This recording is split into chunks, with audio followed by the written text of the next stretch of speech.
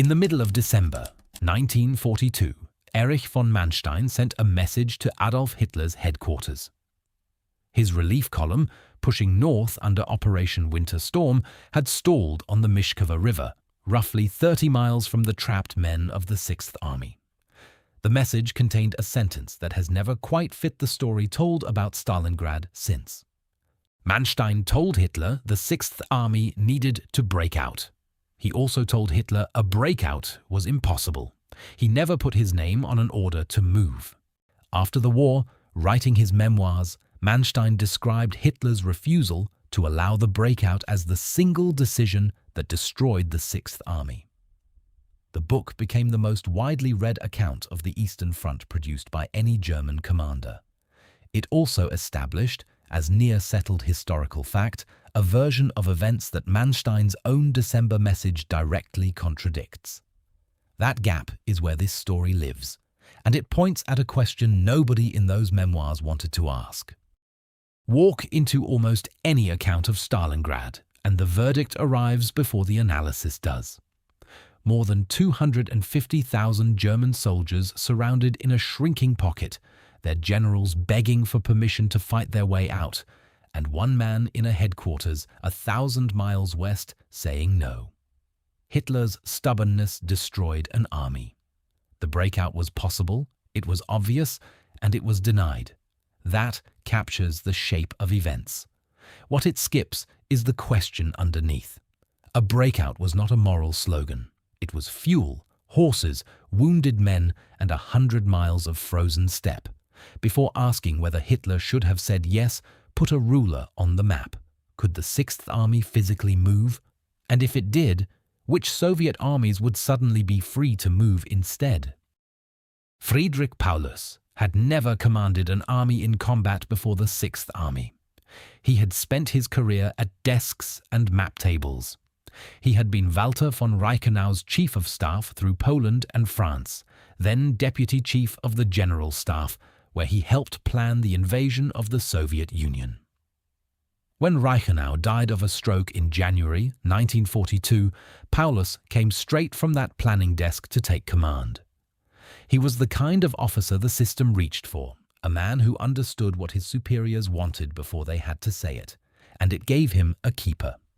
His chief of staff was Arthur Schmidt, a hard-edged ideologue who answered when Paulus hesitated. Schmidt shut down every mention of breakout or surrender among the staff. When Manstein's own intelligence officer flew into the frozen pocket in December to beg for action, it was Schmidt who turned him away. The one time Paulus defied what was expected came at the very end. Hitler had promoted him to field marshal the day before surrender, a promotion that read like an order to put a pistol in his mouth. Paulus declined it. He walked into Soviet captivity instead. So set the man aside for a moment. Even if Paulus had wanted to run, could his army still move at all?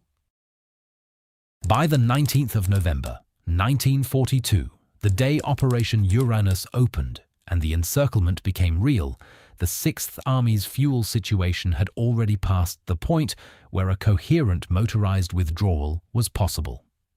The army that had driven hundreds of miles to the Volga in the summer of 42 was burning through its remaining reserves inside the city, dependent on air resupply that Reich Marshal Hermann Göring had promised at volumes the Luftwaffe could never actually deliver.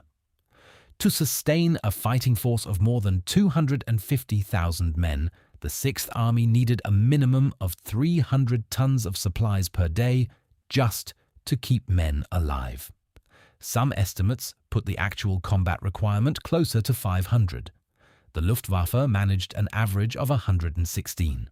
There was not enough fuel to move the tanks or trucks to carry the wounded. Tens of thousands of horses had been sent to winter quarters west of the Don before the pocket closed, stripping the army of its primary non-mechanized transport. The temperature outside was dropping toward -20 degrees. The gap between the trapped army and the nearest German lines was more than 100 miles. In summer conditions, infantry can cover roughly 19 miles per day. In a Russian winter, in deep snow, with Soviet armor pursuing from behind, that rate falls below 10. The shortest possible breakout, under the most favorable conditions anyone could construct, took 2 to 3 weeks of open steppe in January without mechanized cover and without any means of evacuating the men who could not walk. When Paulus eventually drew up breakout plans for Manstein in December, they carried an ambitious code name, Donnerschlag, meaning thunderclap. The plans did not describe a fighting withdrawal. All heavy equipment left in place, all vehicles that could not run abandoned. The wounded left in the pocket. What crossed the steppe toward the German lines would not be an army. Hitler's order didn't decide that. The fuel gauge did. But the question worth asking is what happens if it hadn't, because a Sixth Army that breaks out doesn't go home. It walks straight into the operation that ends Army Group South. If this is the kind of history you come here for, hit subscribe. It genuinely helps the channel reach people who want it. Now, suppose Paulus gets out, suppose the pocket vanishes. Where does Stalin send 1 million soldiers the moment that pocket disappears? On the 19th of November, the Soviet forces committed to the encirclement numbered roughly 1 million soldiers. Georgy Zhukov and Alexander Vasilevsky had been planning not just the encirclement, but what was supposed to come after it. The original operation was called Saturn. Its objective was not Stalingrad. Saturn's objective was Rostov-on-Don, the city through which the only supply corridor connecting Germany to Army Group A in the Caucasus ran. Army Group A had driven deep into the mountains chasing oil fields, and the cord tethering it to the rest of the German front passed through Rostov. If Saturn reached that city, more than 300,000 additional German and Axis troops would be cut off in the mountains with no usable route home. Saturn did not launch as planned. The reason is the number that changes the calculation. When Soviet commanders assessed the size of the Sixth Army pocket before the operation opened, they estimated they would find roughly 80 to 90,000 men inside.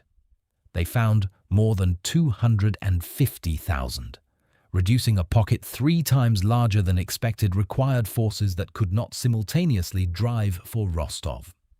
The original Saturn was scaled down to what became known as Little Saturn, which struck the Italian Eighth Army on the Don but stopped well short of the Rostov corridor. Now consider the same map with a successful breakout. The Sixth Army fights its way west, losing most of its equipment and a substantial fraction of its men to cold and pursuit. And Soviet forces tied to the pocket become free for their original objective. The 4th Panzer Army, which historically held the Rostov corridor open while absorbing the pressure of Little Saturn, would have been consumed trying to push north and link up with a breaking out 6th Army instead. The Italian, Romanian and Hungarian formations holding the Don line would have faced the main weight of an operation that history remembers as a footnote rather than the decisive blow it was designed to be. Rostov falls. The corridor closes. 1st Panzer Army is trapped in the Caucasus. Historians analyzing the Soviet operational planning for this period have put the arithmetic plainly. A rescue of the 6th Army at Stalingrad in late 1942 likely triggers the destruction of the better part of Army Group South as a whole. The largest military catastrophe of the entire war on the Eastern Front is, in this reading, Paulus walking out alive. The breakout that would have saved 250,000 men may have lost Germany the entire southern front. The record from those weeks is more specific than the memoirs. So go back to December and read the messages. Watch every man wait for someone else to make the call. On the 19th of December, with winter storms stalled at the Mishkova River, Manstein sent his intelligence chief, Major Hans Eismann, flying directly into the frozen pocket. Eismann pleaded with Paulus and his staff to prepare for an immediate breakout to link up with the relief columns. General Arthur Schmidt, Paulus's chief of staff, turned him away. Schmidt assured the courier that the 6th Army could hold its positions until Easter. Paulus said nothing to contradict him. Eismann flew back out with his answer. Manstein pushed as hard as a field marshal could push without defying Hitler outright. Manstein's December message to Hitler's headquarters, the one stating the breakout was simultaneously necessary and impossible, was sent after that mission had already failed and Winter Storm had already stalled. He was not being overruled by Hitler at that moment. He was recording, for the file, that the window had shut before anyone could be blamed for choosing.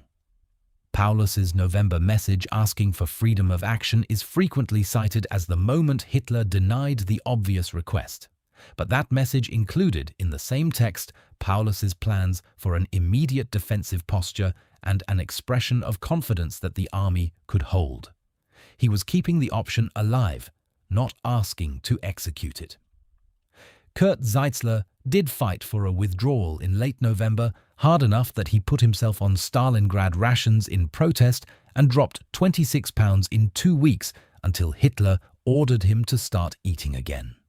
His requests were genuine and forceful, but the window he was arguing for, a withdrawal before the encirclement fully hardened, closed faster than the post-war accounts admit, and when that window passed, the breakout debate shifted from a military question to a rhetorical one.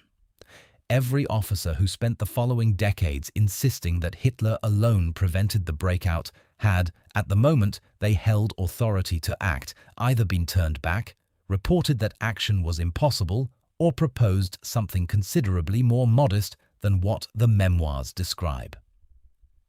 There was also an audience for the second version. The generals who promoted it wrote the most widely read accounts of the battle, and Western governments trying to rehabilitate the Wehrmacht as a Cold War partner had every reason to let that version stand. British intelligence officers who recorded captured German generals in private conversations at Trent Park, a mansion outside London wired with hidden microphones, found them discussing atrocities with the matter-of-fact familiarity of men talking about logistics. Historian Sönke Neitzel, who analyzed those transcripts in tapping Hitler's generals, found no secret opponents of the regime's conduct.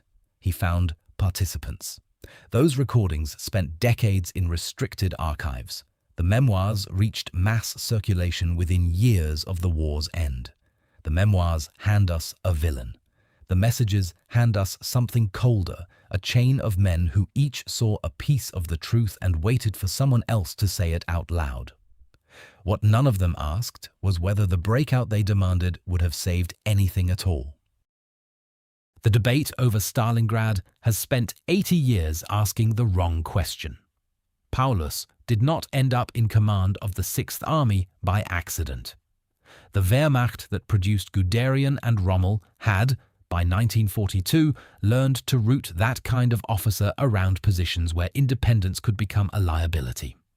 What the Sixth Army needed in November of 1942 was a commander willing to make a catastrophic call on his own authority. What the selection system delivered was a man who had built his entire career on not doing that. None of that absolves Hitler. It makes the system look worse. That call, fighting west across 100 miles of winter steppe while Soviet forces broke free to drive for Rostov and cut off Kleist's army in the Caucasus, may have been precisely the wrong one to make. Hitler arrived at the right answer. He did so for the wrong reasons, through the same rigidity that cost him everywhere else on the Eastern Front, and through the accident of a winter that happened to align with a Soviet operational problem nobody in December of 1942 fully understood. The system that selected Friedrich Paulus for compliance produced, through that accident, an outcome a more independent commander might never have achieved. The Sixth Army never broke out. Army Group South survived another year. About 90,000 men marched into Soviet captivity, and fewer than 6,000 ever came home. Hitler's catastrophe and Stalin's ledger are the same event, read from opposite ends. The German memoirs never quite got around to asking whether it was a fair trade.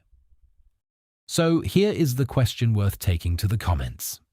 Was keeping the Sixth Army inside Stalingrad Hitler's worst decision on the Eastern Front, or did it accidentally prevent a Soviet operation that would have destroyed everything behind it? If you want history that follows the documents instead of the memoirs, hit subscribe. Thanks for watching.